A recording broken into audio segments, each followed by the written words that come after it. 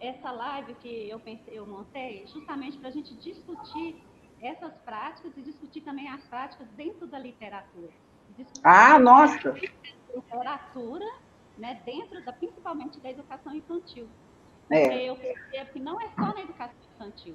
A literatura é importante para nós também, como seres humanos, né? com certeza. Tomara, seu microfone está muito baixinho. Chega mais pertinho. Menta, você não deve ter aumentado o volume dele aí na hora de Coisa, Você né? pode aumentar no computador também, no computador. computador, sim. E a Ciomara falou bem, na educação infantil é a base, né? A gente costuma desvalorizar, principalmente os profissionais da educação infantil. Fala assim, não, mas ele dá aula para a educação infantil. Esse que tem que ser o mais valorizado, porque é onde está a base. Os Sim. princípios, a estrutura está ali, o alicerce vem dali. Então, esse profissional tem que ser o que vai receber mais investimento, o que tem que ser melhor preparado, né? E porque é na educação infantil onde começam todas as coisas aí. Então. E com um detalhe, que o ensino fundamental, né, o primeiro ciclo, o segundo ciclo, seja lá o nome que der, não pode cortar o que é feito na educação infantil. Porque É a sequência, né? acontece muito, chega com 6 anos, a criança está naquele processo, continua o processo de alfabetização, que agora começa com 6 anos, de uma forma efetiva, mas os meninos estão cada vez tendo mais estímulos, não é? Não Sim. todos, mas por mais desprestigiado que seja a criança materialmente, ela hoje tem um universo de letramento mais disponível, porque as crianças são muito espertas, não é? Elas fazem as leituras incidentais e captam tudo que está por aí. Aí chega no primeiro ciclo, tem uma tendência a podar toda a ludicidade, toda a forma do círculo, da roda de conversa, da literatura como fruição, Sim. para falar diretamente com o inconsciente, com o imaginário. Aí começa a pedagogizar a literatura e tira o prazer de ouvir uma história, sabe? Portanto, a gente precisa ter esse cuidado de não romper com esse início. Eu concordo com você, que o terreno precisa ser muito bem adubado. As sementes ali plantadas precisam ser cuidadas para florescerem, e não Sim. chegar e podar. Né? E a gente tem essa experiência da sala de aula, assim, das crianças no quarto, no quinto ano, eles também amam ouvir história, e às vezes e muitas vezes o professor chega e já corta, não, eles já são maiores, eles não É precisam. isso. E a Nossa! gente tem essa experiência, né? Essa vivência e essa construção até quinto ano, ouvindo história na sala de aula, não só na sala de aula, como em casa também, que isso deve ser uma prática da casa, da nossa casa. Então, literatura, gente, para sempre. É para sempre. Tem que começar na barriga da mãe, sabe? E terminar no leito de morte da pessoa, ela ouvindo história, porque é um alimento para o nosso inconsciente. A fruição através da literatura, seja ela no gênero narrativo, no gênero poema, infantil, juvenil, adulto, é como água e comida. Não, fica faltando esse nutriente quando as pessoas não são alimentadas de literatura desde cedo. Elas vão crescer desnutridas dessa fruição, sabe? E essa falta, ela é danosa, porque o senso crítico, o desenvolvimento da criatividade, da imaginação, a ampliação do vocabulário, não é? Das reflexões, da observação do mundo em seu entorno, o exercício da dúvida, que é essencial, essencial. Então, tem uma frase que eu não sei a quem atribuir a autoria, mas que eu me aproprio dela por concordar, que diz que quem não lê corre o risco de acreditar em qualquer coisa que dizem para ela, porque ela não tem contra-argumentação, sabe? E é um risco muito sério, muito sério. Portanto, a literatura, ela é, repetindo, ela é alimento, ela é arte, né? E ela vai muito de encontro a essa base aí, né? Daquilo que a Ela gente vai o está. quê? Ela vai muito de encontro a essa base, essa estrutura como pessoa, de se ver como pessoa, né? Não só porque, aliás, porque não, o conhecimento de mundo, o vocabulário, né? As formulações, até a construção do pensamento, do desenvolvimento cerebral, vem todo daí da construção desse lado também do emocional. Com certeza. Então, só para a gente falar dessa história do vocabulário, oi? Ela não vai de encontro, vai ao encontro. Ao Desculpa aí. encontro. Porque quando vai de encontro, como se tivesse... Trombando. Trombando. Vai ao encontro, quer dizer, acolhe. Acolhe. Nada, senhor Mário. Seu microfone está desligado. Está desligado. Seu microfone aí, clica aí embaixo. Está desligado. Tem um tracinho assim, ó. Clica aí, aí embaixo. Na tela aqui embaixo tem um microfonezinho. Isso. Né? A Edna Barbosa, todo mundo já conhece.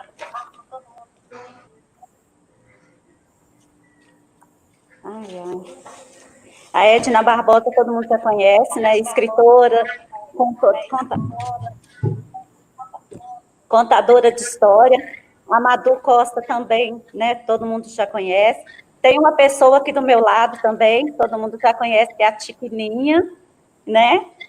Ela vai falar um pouquinho para a gente como que tudo começou para ela, como que ela iniciou esse processo, como ela se transformou em contadora de história, né? O que a literatura, qual o papel da literatura na vida dela. Ei, gente, Edna, tudo bem? É um prazer estar aqui com vocês. Eu comecei sendo monitora de inclusão há muito tempo atrás, ali no Miriam Brandão, né? Não tão muito tempo assim, né? E as diretoras, a diretora Gilda e a Edna, a diretora Gilda e a Alcimar, me davam sempre a oportunidade, juntamente com as professoras do Miriam Brandão, para sempre estar contando histórias, né? E assim, nas escolas, começou esse trabalho de uma professora ficar me indicando, e eu sempre gostei de história, contar histórias, porque desde o começo, assim, meu irmão me dava CD de histórias, e eu recebi o primeiro CD, foi do Roberto Carlos Ramos, Vamos começar a ouvir aquelas histórias maravilhosas, e eu só ouvia, e recebi muitas fitas também, né? E eu escutava muita história, mas nunca tinha visto uma contadora de história. E então o projeto Providência, que era com o Padre Mário, ele proporcionou essas atividades e levou uma contadora de história lá. E quando eu vi aquela contadora de história, pronto. Aí eu falei assim, gente, como pode, né? Essa contadora de história era a Sandra Bittencourt. E ela, assim, eu apaixonei do jeito dela e Deus vem colocando Sandras, assim, perto de mim. Porque agora eu conheço a Sandra Lene também, que é outra contadora de história que eu amo também. E então, as histórias começaram na minha vida num momento muito difícil que eu passava. E então, quando eu comecei a escutar história e me apaixonei por histórias, eu viajava naquelas histórias e quando eu voltava, parece que eu voltava mais forte, sabe? para enfrentar tudo aquilo que eu vivia no momento. Eu morava no Castanheiras, a gente morava no barracão de lona, lá não tinha água, não tinha luz, e a gente reunia as crianças e contava história. Eu comecei a contar as histórias do Roberto Carlos, que eu sabia, né? Então, vou contar essas histórias do Roberto Carlos Ramos e eu vou contar outras histórias que meu irmão me ensinava, contava para mim, o Edson, e eu contava essa história para os meninos ali, à luz de vela, sem poste, sem nada, no meio da rua. E foi juntando crianças. E aquilo ali eu fui me apaixonando. E até hoje, assim, eu acho que eu não sou ainda contadora de história. Eu estou me preparando para ser uma Edna, uma Malu, né? Então, eu estou me preparando para ser. Eu aprendo, eu gosto de ouvir você contando história, eu gosto de ouvir outras contadoras de história, e eu vou me aperfeiçoando, eu quero aprender mais e mais, eu tenho muita coisa para aprender ainda, porque hoje eu sei que só eu gostar de contar história não está me bastando, não está me cabendo dentro de mim mais. Eu preciso de aprender mais, sabe? Técnica mesmo, aprender a contar histórias para mim se sentir mais prazerosa, porque eu me divirto contando história. Eu gosto de contar história porque eu me divirto. Então, eu não fico presa em muita coisa, eu me divirto. Mas eu sei que eu tenho que ter mais outras coisas, mais outros conteúdos. Muito bem. E você, Madu, como que tudo começou na sua vida? Olha, eu sou de uma família que eu tenho 6 irmãos e os meus pais sempre tiveram esse cuidado de contar histórias para nós, desde sempre. Eu sou a segunda e sempre nos deram disquinhos de histórias, além de contar histórias e de comprar livros. Quando começaram a vender as coleções de literatura, meu pai sempre comprava para nós. Fazia parte dos presentes da árvore de Natal, livros de história, sempre. Então, eu sou de uma família leitora, uma família que cuidava desse letramento, né? Sempre meu pai lia jornal e mostrava para a gente como que deveria ser lido um jornal. Ele recortava as charges do jornal e colava num caderno, ele fazia coleção de charges e dizia para a gente: quem interpreta a charge, interpreta o mundo. E ele dava muitos desafios para a gente, sabe? Portanto, nesse ambiente de letramento, de leitura, de escuta, e meus pais também gostavam muito de cantar, minha mãe cantava muito, ia lavar roupa no tanque, punha umas latinhas para cada filha, com um pedacinho de sabão, um pezinho de meia, e punha a gente ali perto dela, muito sábia, né? Para olhar o que a gente estava fazendo, punha a gente ali pertinho dela, e ia cantando, ensinando para a gente as canções, às vezes contando histórias. E eu sempre fui uma menina, desde cedo, muito observadora, muito contemplativa da natureza. E eu já criava histórias, pequenininha. E minha mãe guardou algumas, anotou algumas, e quando eu comecei a ler, ela me entregou. E ela falava com meu pai: essa menina é poeta, essa menina é poeta. Então, a gente vai ouvindo histórias, vai ouvindo esses estímulos, que são profecias, e aquilo vai ficando na sua cabeça. Meu pai dizia: a cabeça é sempre erguida, o olhar é no horizonte. Ninguém vai caminhar a sua caminhada. Põe o pé no caminho e vai. Vocês podem tudo. Estamos no mundo, temos direito a tudo. Basta ir e fazer. Eu escutava isso, meu pai era um homem elegante, alto, de 1,97 m, sempre muito cheiroso, muito bonito, bem vestido. Quando ele falava isso, ele parecia para mim ter 10 metros. Então, esses aprendizados de escuta, de elegância, de máximas, e aí, falar em máximas, a postura da gente tinha que ser sempre ereta, cabeça erguida. E leitura, leitura. Ele falava, a gente não tem dinheiro, mas a gente tem inteligência e criatividade. Então, vamos ler. Tem que ler para saber conversar. E ele falava assim, conversar. Tem que articular bem a boca. Tanto é que na escola, eu era a nojenta, porque todo mundo falava, nossa senhora, como é que essa menina fala com um R puxado lá na frente? Tudo dela tem que ser, professora, sabe? E aí sofria bullying, porque meu pai falava que eu tinha que ler bem, tomava leitura da gente, né? Tomar a leitura é ótimo, né? Tomava e eu devolvia para ele. É isso. Portanto, esse ambiente de letramento, de exemplo, porque a educação, eu tenho cada vez mais perto da certeza de que é a partir do exemplo que se dá. Se eu não fizer e falar com o meu filho ou com o meu aluno para fazer, ele não vai fazer, porque ele não está me vendo fazer, ele está me vendo falar, ele está me ouvindo falar sobre aquilo, mas não está me vendo dando exemplo. Portanto, eu tive exemplos potentes.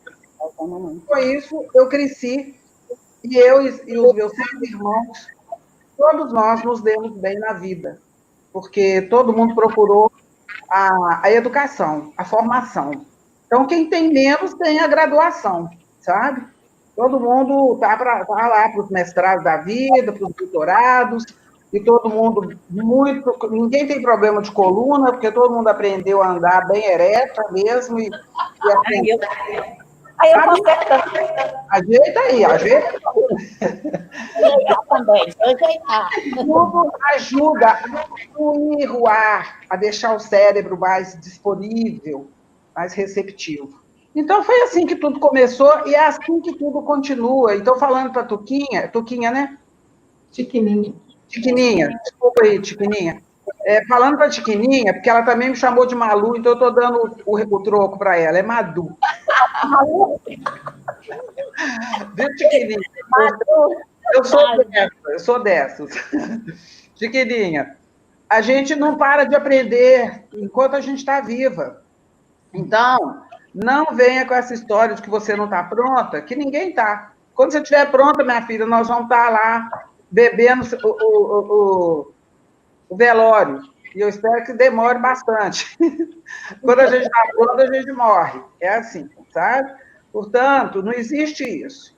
E você é uma contadora de história uma vez que você já conta a história. Não existe. Tem técnica, sim, mas tem gente que já estudou em vários ateliês de contação de história e é péssima contadora de história. Porque não vai ser a técnica que vai definir a qualidade da contadora de história. É exatamente o que você disse aí, você se diverte enquanto conta a história. E quando você se diverte com o que você faz, a garantia de que o outro está divertindo é quase que 100%. Sabe? A gente não vai atingir 100%, mas vai atingir 99,9%, mais ou menos assim. Vamos lá. O professor que ama que ama o que faz, ele não se cansa nunca, né? É isso, gente. Eu falo que se tem uma profissão que precisa ser vocacionada, é a profissão de professora alfabetizadora, professora de educação básica. Pelo amor de Deus, quem não gosta de criança, quem não tem respeito pela infância, vai plantar batata. Porque... Ganha plantando batata. Pelo horário e pelo público, eu não posso falar outra coisa, né? Então, a gente fala, vai plantar batata. Porque é um crime. A gente afeta todos e todas que passam por nós. A gente pode afetar positivamente ou negativamente. Não é isso? E você, Edna, como é que tudo começou? Bom, eu tinha Na época eu tinha 9 irmãos, porque depois eu tive 12. Eu tive 12, depois eu tinha 9, depois eu tive 12. Era um crescimento, uma fertilidade, assim. Bom, o que acontece? Na escola é que eu fui ter contato com o livro. Então, a professora, nossa professora, já na época a gente falava primeiro ano, então ela tinha o livro As Mais Belas Histórias, da Maria Lúcia Casa Santa, né? E que são aí essas histórias que fazem parte até hoje do nosso cotidiano, do cotidiano da escola.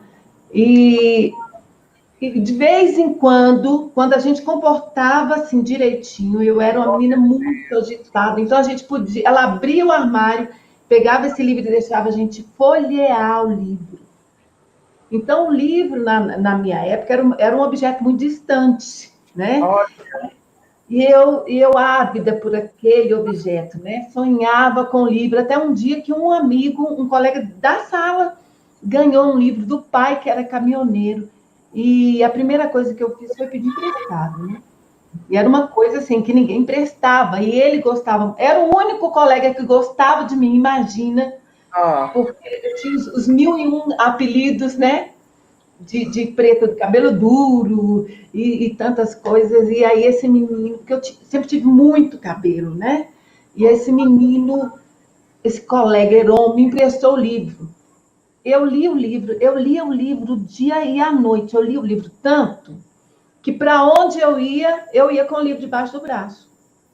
Por onde eu ia, para a casa dos colegas, dos vizinhos. Não foi que eu perdi esse livro? Gente, eu perdi o livro do Heron. E foi uma situação muito complicada, porque eu tive medo de voltar para a escola, até que a gente conseguiu resolver, né? Minha mãe conseguiu resolver com o pai do Heron, porque livro naquela época era assim, era algo de muito valor, né? E tudo isso era para ter me afastado, me distanciado cada vez mais da literatura, mas acabou me aproximando mais. E até que eu ganhei um livro de poesia. Eu ganhei um livro de um poeta de Lagoa Santa. E isso me marcou muito. Eu guardei até agora esse livro, eu tenho esse livro aí. E foi uma coisa que fez parte da minha vida. Então, eu cresci. E quando casei, as minhas filhas, elas não tinham nada que representasse. Elas iam para a escola e toda aquela situação. E elas saíam de casa sendo chamadas pelo pai de minhas princesas negras, né? E aí elas iam para a escola e tinham muito confronto. E a minha filha mais nova, ela com o cabelo bem black, né? Mas ela muito clara, muito, muito. E o meu marido falava assim, não preocupa, Ruama, porque você tem pouca tinta. Mas você é a princesa negra do pai e tal. E até que ela chegou na escola e teve uma discussão sobre preconceito racial, sobre toda essa questão. E ela falou, professor, é muito bom ser negra, é muito bom. E os colegas, na hora, foi uma discussão na sala, porque eles falaram para ela, você não é negra. Pronto, que essa menina chorou tanto para voltar na escola. Porque chegou em casa falando que os colegas falaram, mãe, meus colegas falaram que eu não sou preta. Pronto. E aí foi um problema, e eu já escrevia histórias para elas. Inclusive, eu tenho a primeira história, escrevi para elas. A primeira história eu escrevi, mas eu fui contar também na UMEI, quando trabalhava lá. E era a história do Birosca, o peixinho que queria fugir de casa por causa dos presentes que ele ganhava. Eu falo sobre a questão ambiental. Mas aí eu comecei a pensar nessa seriedade e comecei a escrever histórias onde elas se sentissem representadas, né? Nesse dia, essa história, né, da Bigu, que virou um livro, Bigu, a menina que tinha o microfone na barriga, porque a Bigu sempre quis ganhar tudo no grito, sabe, Ciomara? Tudo assim. Então eu tinha que falar para ela, Bigu, abaixa o volume, né? Bigu, porque meu marido chamava ela de Bigu e ela quis ganhar no grito lá na escola, né? E a gente explicou para ela, você não precisa ganhar no grito. Você é quem você é. Você é a princesa. Você que sabe quem você é, né? Você é a princesa negra que nós temos, é a nossa princesa negra e sempre vai ser. E de tanto que hoje elas reafirmam, né, elas têm muito orgulho disso, mas foi uma das formas que eu tive para trabalhar a literatura nessa questão, né? Eu não tenho muitos livros nessa área, mas tudo começou assim. Começou com as minhas filhas, escrevendo para as minhas filhas, porque eu já escrevia e não tinha coragem de mostrar. Eu não tinha coragem de mostrar.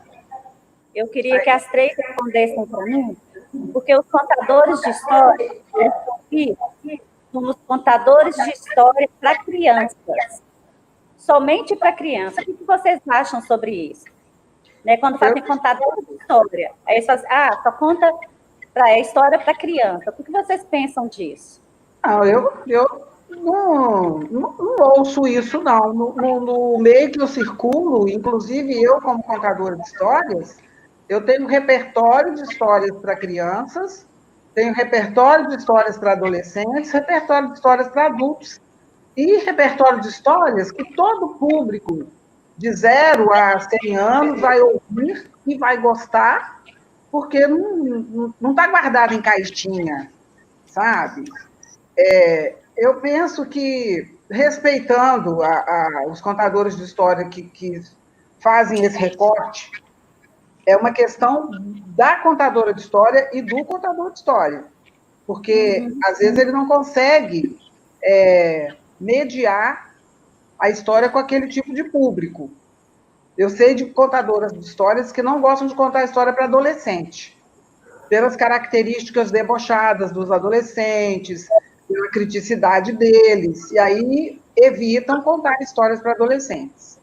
Eu tenho colegas contadoras de histórias que só gostam de contar histórias para pessoas idosas, vão contar, inclusive, em lar de idosos, em hospitais, para os velhos, que ela gosta de contar história. Né? E eu tenho colegas que só contam para a primeira infância. Aí faz aquele tanto de roupa, de chapéu, de flor no cabelo, de boneco na mão, né? De tambor, Chiquininha. E de tudo. Então, eu penso que é uma questão do contador e da contadora. Eu sou uma contadora de histórias que conto para qualquer público. Minha chave tranquilamente, porque eu, como a Tiquininha, eu me divirto. Então, eu acesso como é que eu vou dizer, o time do público, eu faço a leitura do público pelo olhar das pessoas, pelo gestual de corpo, se o público está demonstrando impaciência, começa a ficar inquieto, eu falo, opa, deixa eu mudar o rumo aqui que eu não estou agradando. Não é? Então, eu penso que não, sabe, na minha experiência, eu discordo disso. Quer dizer, não é que eu discorde, eu penso que cada um se ajeita da forma que é melhor. Mas, e você? Talvez na escola, mais com contadores de histórias que contam história para crianças. Eu, por exemplo, tive que desenvolver uma expertise para contar histórias em berçário. Porque eu recebi importante, né? um desafio, porque os pequenininhos, ao tamanho da atenção deles. O que eu saquei? Eu sempre transformava as histórias em pílulas musicais. No instante eu ganhava os pequenininhos. Aí eu contava a história de dragões, de bichinhos, pronto. Sabe? A mão virava uma coisa, aí a gente consegue ganhar os pequenininhos. E também assim, 10 minutos com 15, você já está saindo correndo da sala. Porque os meninos já estão andando para lá, para cá, já estão espalhando na sala, já não querem saber mais. Verdade. Então, a gente aprende a caminhar na caminhada. Então, a gente vai ser contadora de história de adulto, de criança, de velho, de adolescente, se a gente aceitar o desafio de começar, experimentar. E você? Eu lembrando aqui, pegando o gancho dessa experiência do berçário, né? Eu comecei a ter algumas experiências no berçário também. E a gente tem que fazer isso, né? Essas pílulas musicais bem pequenas, porque a concentração das crianças são pequenas, mas é muito interessante, porque a cada pílula que você termina é um aplauso, eles vibram, né? E é muito interessante como eles mudam até performance, até conceitos que eles estão aprendendo, como que isso na verdade, é consolidado a partir da contação de história. Sim. E agora, eu já vi muito, tá? Muito pessoal, quando falo contadora de história, eles, então tá, porque só para criança, a gente conta história só para criança. Não, eu também penso assim, amo contar história para adultos, gente, mas eu né? É ótimo contar história para adultos, é o melhor público que existe, né? Principalmente o idoso. Eu não sei se é o melhor, não, mas eu gosto. Eu gosto muito de contar história para criança.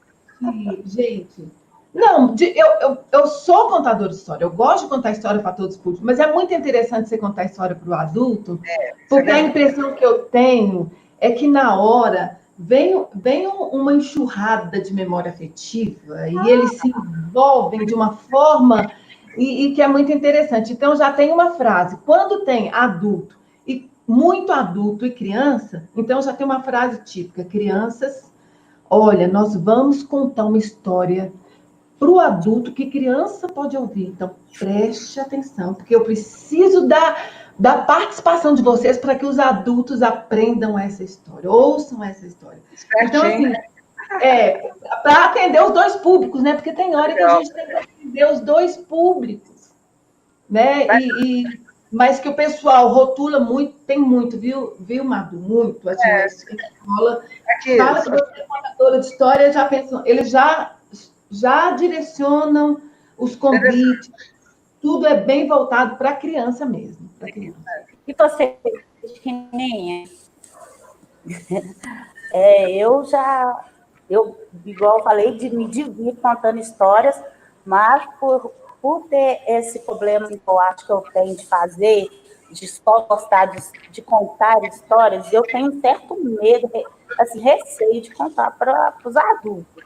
Eu não sei se eu posso fazer do mesmo jeito que eu vou fazer criança, por exemplo.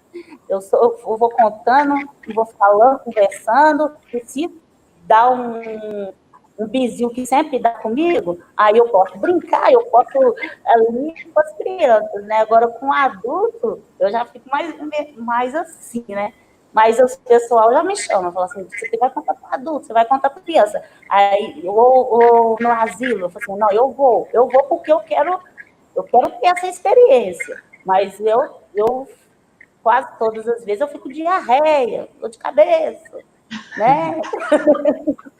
Não, aí não é divertido, né?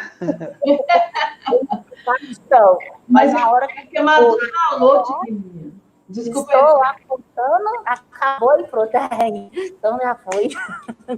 Mas é o que a Madu falou. No conduzir da carruagem que a gente vai criando essas estratégias aí. A gente vai percebendo se está cansativo na expressão deles. Aí a gente já muda a estratégia ali na hora, a gente vai fazendo isso. Até com as crianças a gente faz isso, tem certeza que você faz isso. Quando você começa a perceber que a criança que perdeu a concentração, que já começou a dispersar, a gente já muda a estratégia. Com a adulta é do mesmo jeito. Olha, tem uma pessoa perguntando aqui. Eu ouvi essa pergunta, eu falei assim, mas eu acho que é só para adulto. Como que é difícil, né? Na hora que eu li assim, eu falei assim, nossa, essa pergunta é muito difícil responder, porque se adulto tiver o coração de criança, para todo mundo vai. Se é só um adulto ter o coração de criança. Mas na hora que conta história, todo adulto vira criança, porque é a criança interior que escuta a história, sabe? Acho que é Saio, está perguntando como nós fazemos para contar história para os adolescentes, né? E a Raquel falou que amou pílulas musicais aqui. Tem duas mensagens aqui. São pílulas musicais para os bebês, né? Saio, olha, eu tenho uma... a Juliana também amou as pílulas musicais. Eu tenho uma coisa comigo que eu sou muito moleca, muito molecona. Então, eu já trabalhei com os adolescentes na escola integrada, a rede municipal de Belo Horizonte, e eu me dava super bem com eles. Então, eu tinha o linguajar deles. Aí, eu, às vezes, chegava e falava assim, qual é, cara? Eu tô querendo contar uma história aí, pô. Vou ficar calado, não? Qual é? Aí eles rachavam de rir, falando, Madu é doida, Madu não sei o quê. Aí eu falava, caramba! Aí eles, quase que ela falou um palavrão. Então eu entrava, eu entro na deles, ganho a escuta deles, e aí eu pesquiso. Eu vejo o que eles gostam, que tipo de história que eles gostam, não é? E aí eu estou falando da minha experiência com os meus alunos. Quando eu sou chamada para contar história, por exemplo, num salão do livro, que aí me diz assim, o público vai ser adolescente. Aí eu, às vezes, relato um caso da minha própria vida, né? Ano passado mesmo aconteceu isso comigo. Aí chegou aquele tanto de adolescente. Aí eles iam chegando, me olhando assim, aí uns começam, né, a zoar, aí eu começo a imitar eles, sabe? Aí eles olham assim, o outro olha assim, aí eu chego e falo assim, aí, beleza, sabe? Vou lá, cumprimento, falo do boné de um, falo do cabelo da outra, falo da calça jeans da outra, falo, nossa, mas vocês gastaram tudo, hein, para vir para essa contação de história. Aí eles vão relaxando, vão vendo que eu sou de boa. Então, quer dizer, a minha arma é a sedução. É a sedução. Respeito e sedução, sabe? Então, os meninos ficam relaxados, eles estão vendo que ali vai ter coisa engraçada, e tem isso. História para adolescentes tem que fazer rir, tem que ter uma pitadinha de malícia na medida, para não ficar vulgar, porque essa é a fase que eles estão com os hormônios pipocando, não é? Aí você olha assim, ó, aquele olhar de paisagem, que é para ninguém, mas todo mundo fica achando que você está olhando para alguém e fala assim, você está gostando, né? Já vi que você vai aplicar essa parte da história aí para cantar, menina. Ó. Aí eu de olho. Aí, tchá, sabe? Então, assim, eu uso desses artifícios, respeitando, o respeito esse aí é o primeiro, é o cartão de visitas. E a sedução. E aí você vai vendo, os meninos estão gostando das suas tiradas, das suas brincadeiras, das suas insinuações, você tem que ter o time para saber a hora de parar. Porque se você excede nas brincadeiras, você passa do ponto. Portanto, é um limiar delicado. Adolescente, ele está prestes a detonar com você. Portanto, você tem que ficar ali, ó, observando, fazendo a leitura da cara deles. Você não vai atingir a todos, mas se você vê que você está atingindo uma maioria bacana, você está no caminho certo. Tá? Então, comigo flui bem, assim. Espero ter respondido minimamente. Ô, Edna, fala um pouco dos seus livros para a gente. Bom, eu tenho 12 livros editados, mas os outros estão, a gente fala no forno, né, lá na gráfica. Eu comecei escrevendo, foi o Birosca, né? Birosca quer fugir de casa, e é muito engraçado, você tá lá contando história para adolescente, você chega com o livro do Birosca, né? Que ótimo. O que eles riem, então, geralmente eu pego adolescente, é mais pela emoção, indo no jeito deles, na experiência, né, daquilo que tem a ver com a vida deles mesmo. Mas o Birosca é para o público infantil, sim. Os meus livros são para o público infantil. Birosca quer fugir de casa é uma história que acontece no Parque Municipal e que o peixinho quer fugir por causa dos presentes que ele ganha lá e até que aparece a Dona Carpa, né, para ajudá-lo, para fazer uma campanha educativa. E do Birosca surgiu o Birosca e a Jaqueira. Aí o Birosca e a Jaqueira já tem uma experiência com poema, né? Porque o Birosca, ele acordava todos os dias assim, ao som né, da voz da Dona Jaqueira, ouvindo poemas da Dona Jaqueira, acordava ele assim, e eles ficaram amigos, até que a Dona Jaqueira tem que ser cortada. Porque lá no Parque Municipal tem aquela história das jacas, não é isso? Sim. Tem as jacas, a Alice desespera que as pessoas...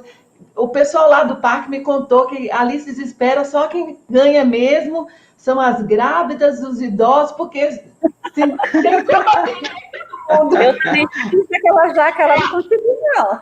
É a lista de prioridade mesmo. Então, a jaqueira, que já tem mais 100 anos, vai ser cortada. Aí eu vou trabalhar a perda, né, para criança pequena. E é muito interessante, porque ela é cortada mesmo, e o Birósca tem que arrumar um jeito, né, para continuar ouvindo os poemas. E aí eu falei para vocês que eu tinha muito medo de contar, de mostrar aquilo que eu escrevia, até o dia que eu mandei essa história do rato Zé, o rato que queria morar na escola. Eu contei essa história, mandei essa história para um concurso, e eu não tinha olhado de onde era o concurso. Essa história eu gosto de contar para os adolescentes. E o rato Zé, porque o rato Zé ele é muito voado. Ele não presta atenção em nada que as pessoas falam. Tudo que entra aqui, sai aqui, não fica nada aqui, é esse rato. A professora dizia, menino, você está no mundo da lua, então, esse é o rato Zé.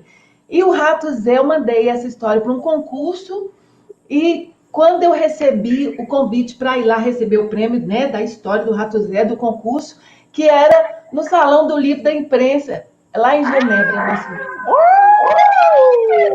Aí eu fui lá. Menina, é muito engraçado a gente, meu marido, contar que a gente parcelou a passagem e foi lá para a Suíça para receber o prêmio. Né? E aí o Rato Zé, o Rato Zé ampliou assim que legal essa carreira literária. E aí eu escrevi o Calango-Tango. O calango que tem um pedaço do rabo. E eu sempre falo que eu gosto de pensar como criança pensando. Como é que a criança fica vendo aquele tanto de calango na rua da minha casa? Aquele tanto de calango perdendo o pedaço do rabo ali na hora que atravessa a rua. E eu escrevi a história do Calango-Tango. Os meninos, então, gostam muito dessa história. E tem a formiguinha minha e o tamanduá-bandeira. O que acontece? Por incrível que pareça, aqui são mais, né? São animais e tal. E insetos e tal. Os outros livros têm personagens, os personagens são humanos, né? Que tem a Bigu, tem o Tilico, tem o Tunico e a Pipa, né? E tem os outros personagens, o Zé do Vale, né? Que o Zé e toda a história lá do Vale, tem as outras histórias. Mas o que acontece? A Formiguinha Ninha virou um musical. É um musical, ela sofre bullying do Tamanduá-Bandeira, gente. E aí ela tem uma situação toda muito complicada que ela precisa resolver, e até que acontece algo inusitado com essa formiguinha, com o tamanduá, porque ele vê um punhado de... Vou contar um segredo para vocês. Ele vê um punhado de pimentas do reino e suga, achando que eram deliciosas formiguinhas. E quem socorre ele? Quem socorre é o Tamanduá-Bandeira. Então, assim, eu tenho esses livros, mas as outras histórias ficaram lá no forno, exatamente no início da pandemia. A gente teve um problema e não deu nem... Ficou parado para estar pronto. Os livros estão, entre aspas, prontos, mas não estão aqui. E eu espero, assim que estiver pronto, poder apresentar para vocês. Esse, né, dos meus livros, essa é uma parte do meu trabalho. Né? Vai ter oportunidade para falar depois da outra parte ou não? Acho que dá. Depois, né? Então tá. Então depois eu falo.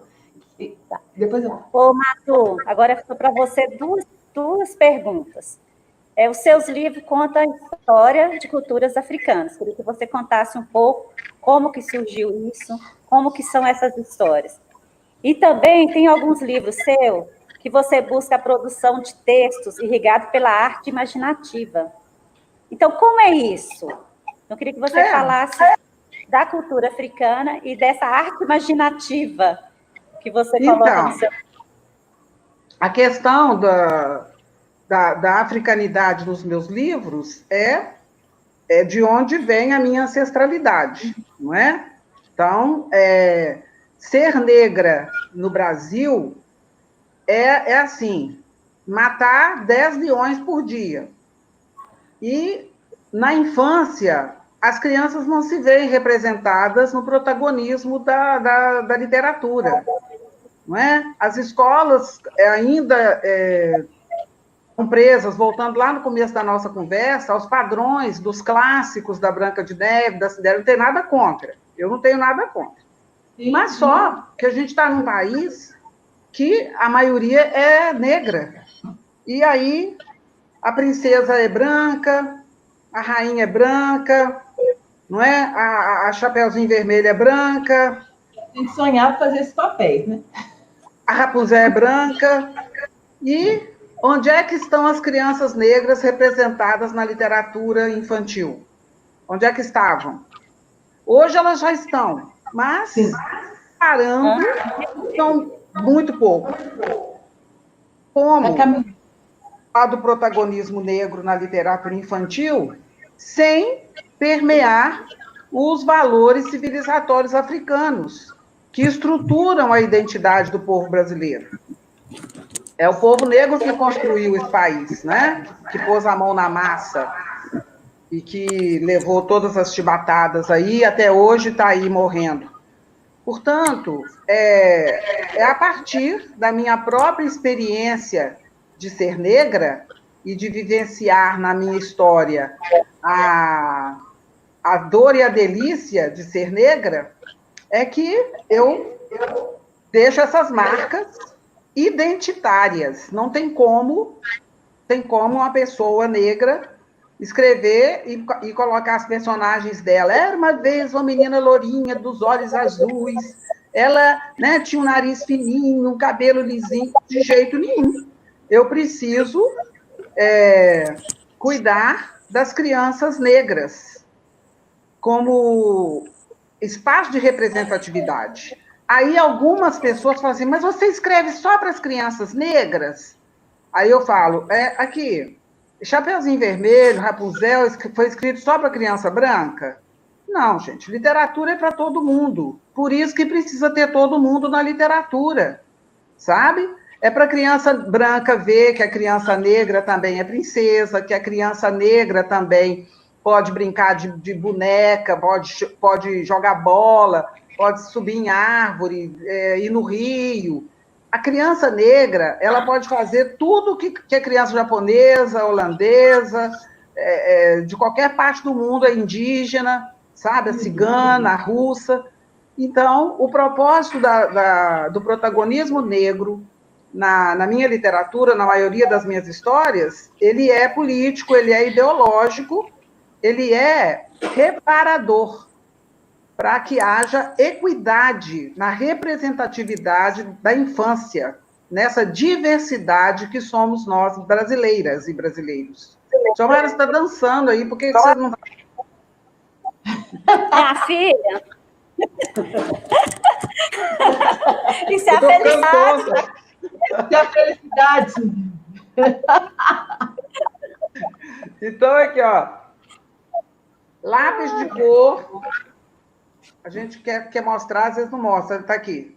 Acho que está dando para ver. Lápis de cor. Esse é um livro também que fala um pouco da educação ambiental. Porque o menino Luan... Essa é uma ilustração preciosa do Josias Marinho, um ilustrador premiadíssimo, né? O Luan estava no quarto dele, no computador, e aí ele escuta os homens cortando uma árvore perto da casa dele. Aí ele fica muito chateado e fala assim, como assim? Cortando uma árvore aqui em frente à minha casa? E ele começa a protestar, né? Contra o corte de árvores.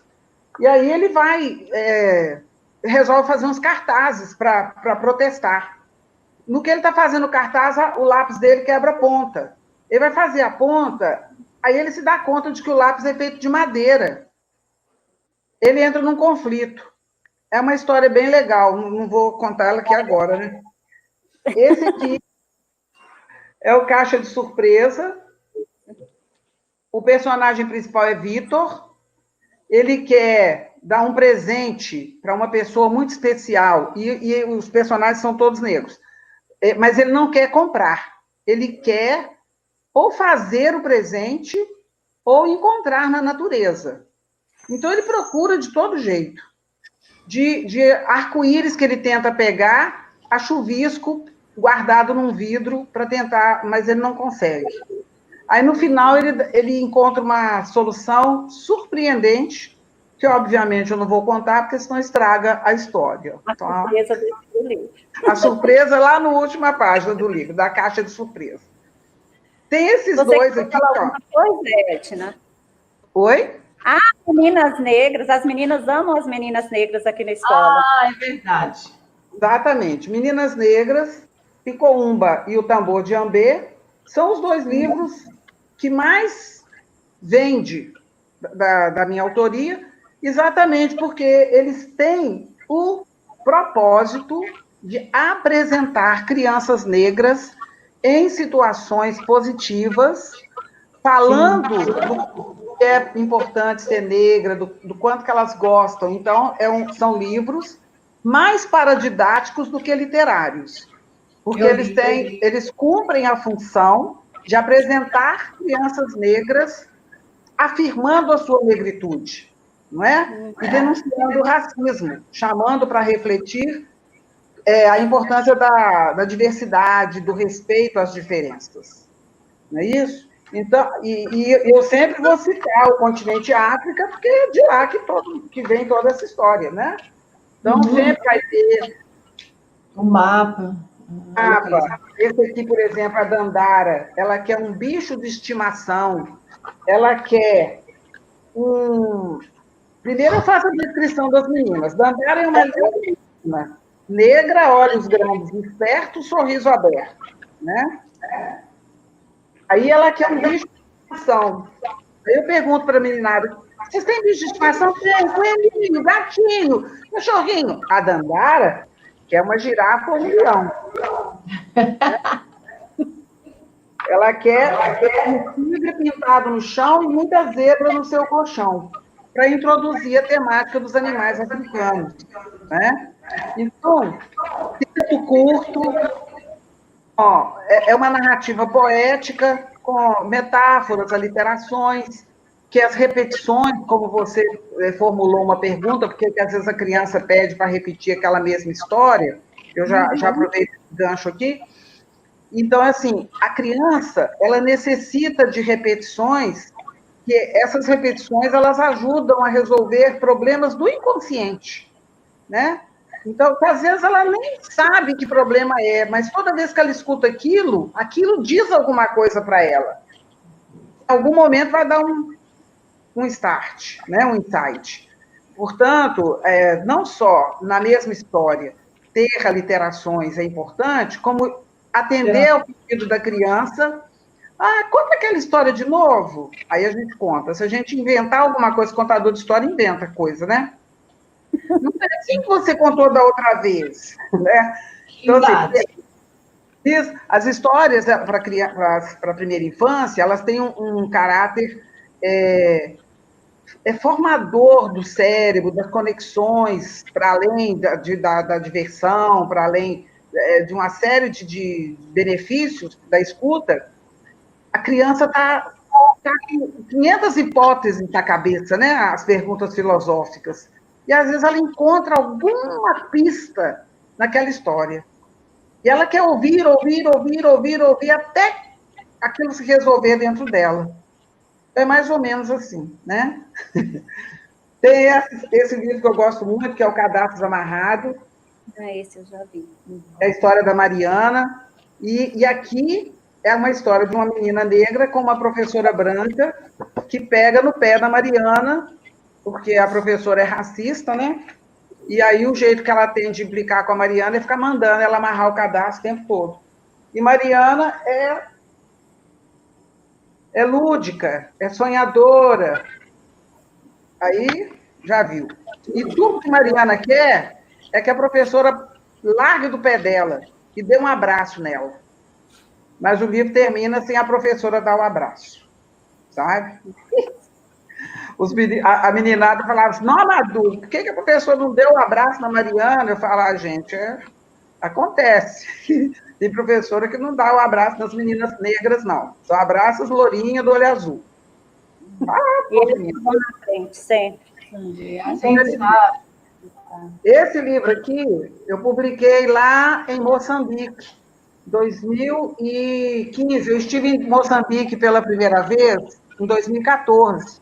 Fui participar de um festival de cultura do país, a convite de um jornalista amigo meu.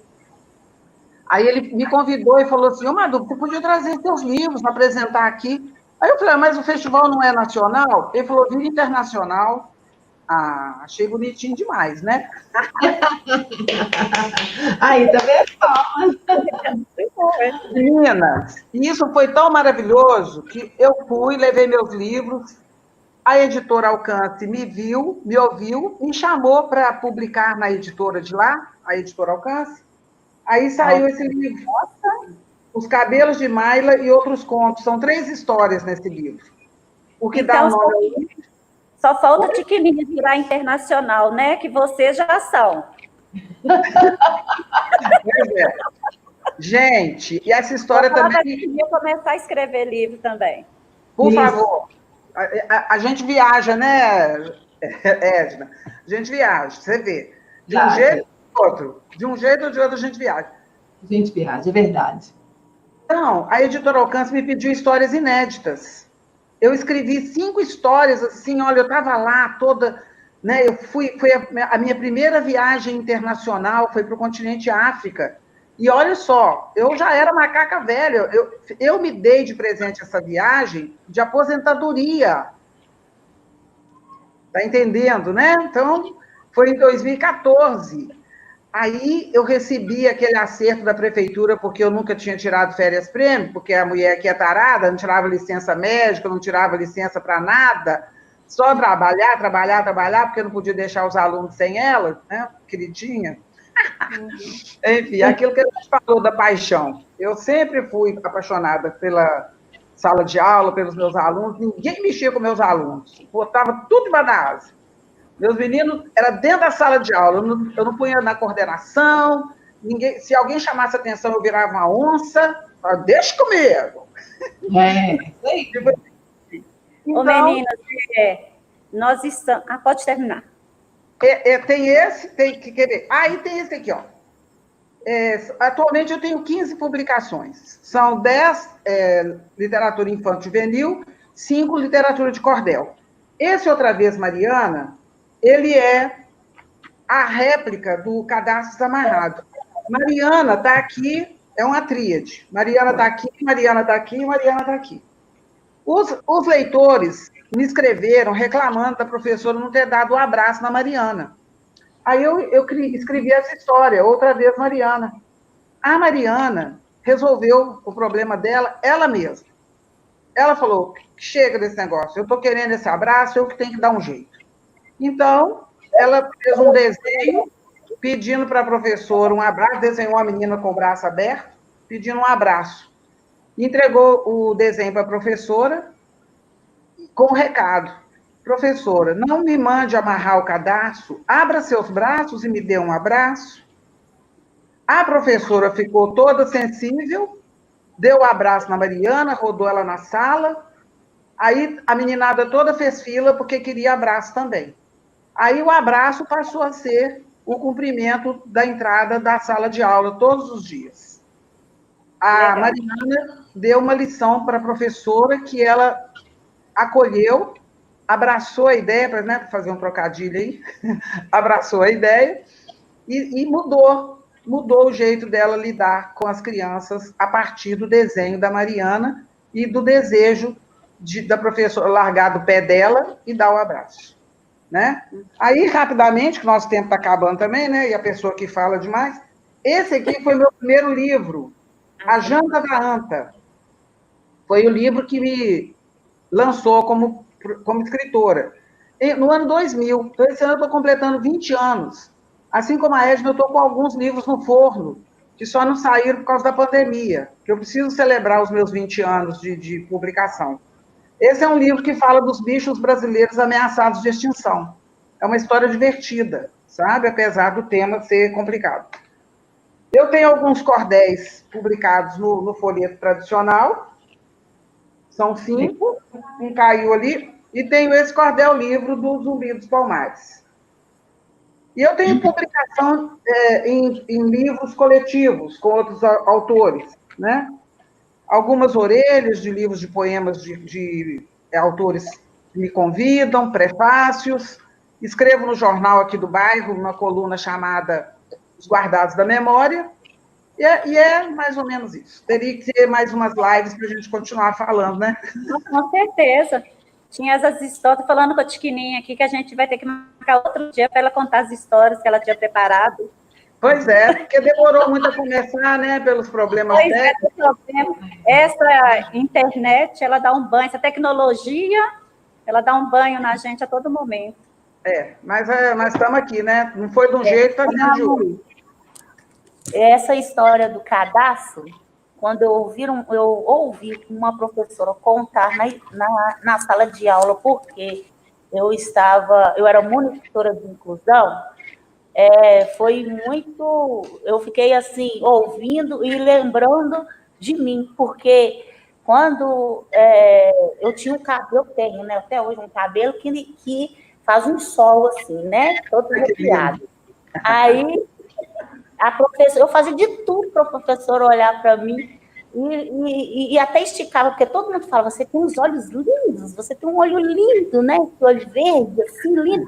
Então, eu abri o olho assim, bem assim, para ela olhar, para ela falar que meu olho era bonito, porque meu cabelo eu achava que era feio, então olha para meu olho e fala que eu sou bonita, porque lá tinha muita menina do cabelo bom, né? Cabelo bonito. Ai, cabelo bom, não. Eu não ouvi isso não, né, Tiquininha? Pelo amor de Deus. Cabelo bom.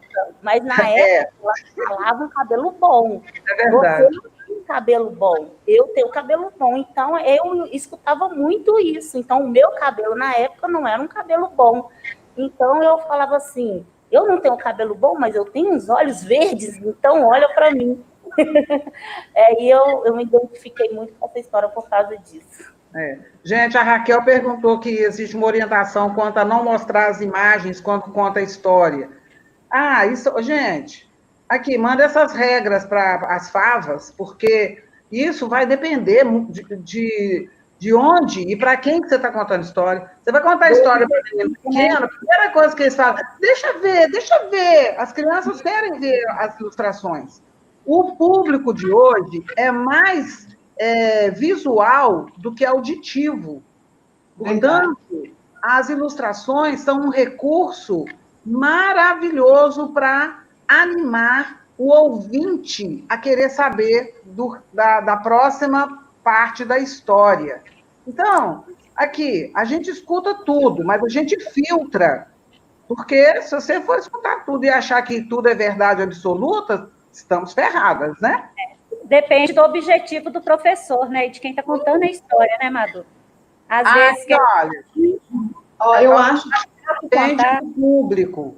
Se o público está pedindo para ver a ilustração, se você não mostrar, você já tirou o interesse da turma para ouvir a história. Até porque a história, a ilustração é a história contada de uma outra forma. A criança lê na ilustração, ela vê na ilustração algumas coisas que nós não vemos ou que nós não lemos. Então, é muito importante. Eu peguei esses livros todos, sabe, Madu? Até da ilustração, a forma de contar, a história. Antes eu tinha feito a partir do cérebro, do funcionamento do cérebro, o que acontece com a criança quando ela está ouvindo a história. E aí eu fiz um curso para pais, que era o CCH, Criando com Histórias. Que legal. Sabe?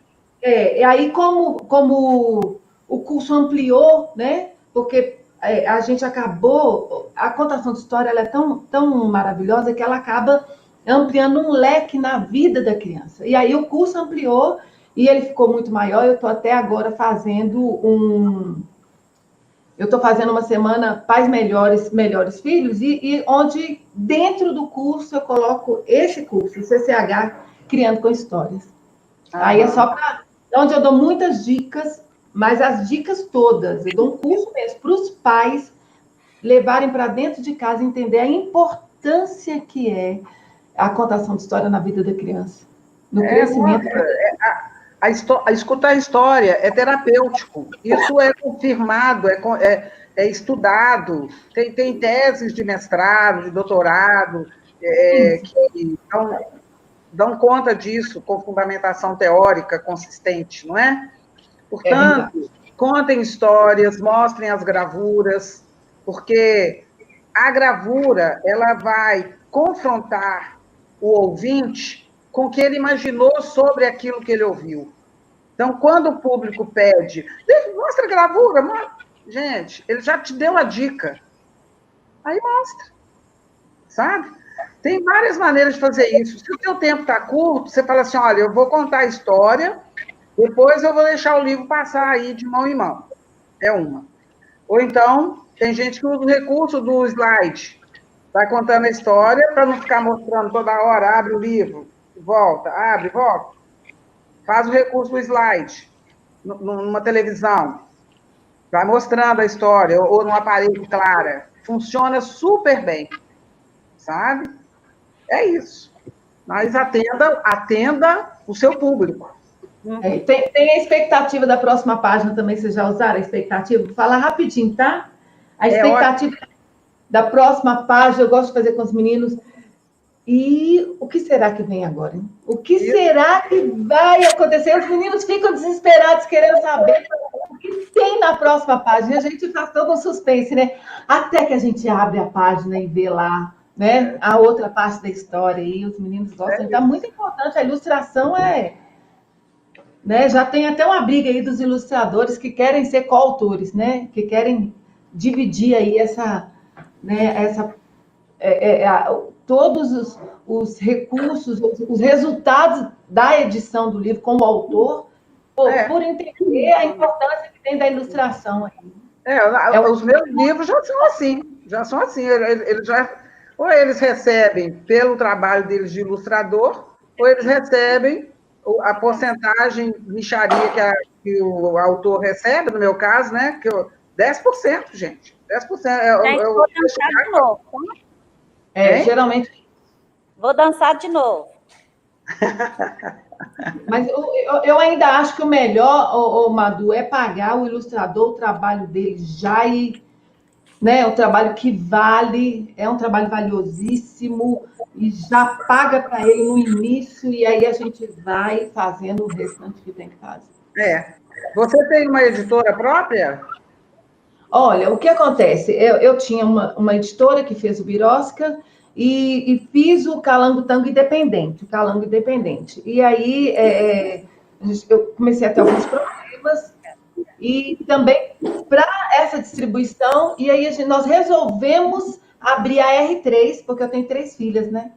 A Rafa, a Riz e a Ruama. E aí a gente abriu a R3 e eu estou relançando os livros agora, eu vou relançar os livros agora, todos eles com o selo da R3 Editora.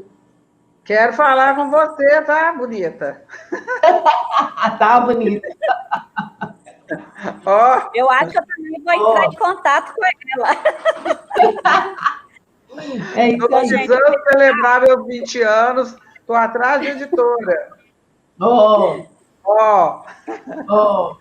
Infelizmente, o tempo está acabando, né, gente? Vocês estão vendo aí na live. Mas eu queria que vocês fizessem as considerações finais e pensando, dar um conselho para pais e professores nesse tempo de pandemia, né? O que vocês sugerem para os pais em relação à literatura, né? Para os professores e para os pais? Gente, em tempos de pandemia, olha, conta história para essa meninada. E tem jeito de dar aula de geografia, contar história, tem jeito de dar aula de matemática. Eu mesma criei uma história, quando eu fui introduzir números decimais, eu inventava um monte de história, até para menino memorizar fatos fundamentais, eu inventava história. Não tem erro. Pais, a coisa mais deliciosa que tem, amontoa todo mundo na mesma cama e conta história. Ou no chão da sala, ou vai para o quarto dos meninos, onde for, né? A casa que não tiver essa possibilidade de quartos separados, junta no lugar que todo mundo puder juntar e conta história de terror, conta história da sua vida para os seus filhos, como é que era na sua infância, as facilidades, as dificuldades. É muito importante, conta a história dos seus pais, dos seus avós, veja até onde que você tem essa memória ancestral da sua família, da sua árvore genealógica. Olha, isso vale por qualquer currículo de dígrafo, encontro consonantal e blá, blá, blá, blá, sabe? Que ninguém merece. Do mais, eu quero dizer para vocês que eu adorei, tá? Brincar com vocês, falar de literatura, como a Filhinha falou, a gente precisa se divertir com o que a gente faz. E essa é a grande sacada. Se você não estiver se divertindo, tem algo errado. Então, procura ver o que está pegando, porque divertir é preciso. E ler e contar história é a grande diversão da vida. De 0 a 100 anos, eu recomendo. Obrigada e até a próxima. Daí, Edna. Bom, o conselho que eu queria dar para os pais para contarem história nessa época de pandemia é tudo isso aí que a Madu é tão interessante como ela pensa, como eu penso, assim. E o que eu queria colocar é exatamente isso, que o momento de contação de história, ele instala um momento de afetividade muito grande, e isso é importante para a formação de memórias afetivas, para gerar prazer tanto por aprender, quanto por se relacionar em família. E esse momento ele vai fortalecer os vínculos entre pais, entre irmãos. Então, isso é muito importante nessa época de pandemia, onde nós estávamos com os vínculos tão enfraquecidos, né? Porque a gente que está na escola sabe que menino que tem com vínculo enfraquecido em família é o que mais tem, né? Crianças com problemas enormes, N problemas, exatamente por essa falta desse vínculo entre pais e filhos, desse cuidado. E muitas vezes os pais não têm tempo, falam que não tem tempo para ficar com o filho, para cuidar, mas no momento de contação de história você resolve isso. Agora, eu falo muito disso nessa semana, pais melhores, melhores filhos, e a veia é exatamente essa. O tema transversal é a contação de história, está lá no meu canal do YouTube, Edna Barbosa, ou no Instagram, Edna B. Vocês podem conferir lá e fazer parte dessa semana que está sendo muito importante, muito, muito maravilhosa para mim. Para mim, só encerrando, 2 palavras, respeito e sedução. Essas 2 palavras conjugadas, elas te garantem uma boa disciplina entre pais e filhos, entre professores e alunos. Não tem erro. Eu me coloco no lugar do outro, faço esse exercício de empatia. Eu gostaria que fizesse assim comigo? Não. Então, eu não vou fazer com o outro. Não é assim? Então, eu encerro com essa reflexão. Faça com o outro aquilo que você quer que façam com você. Com certeza. Obrigada, Mary. A gente tem que encontrar de novo no YouTube para dar certo. Você queria estar rindo aí de quê? Você é ótima, você é maravilhosa. Isso é porque você não me viu de biquíni.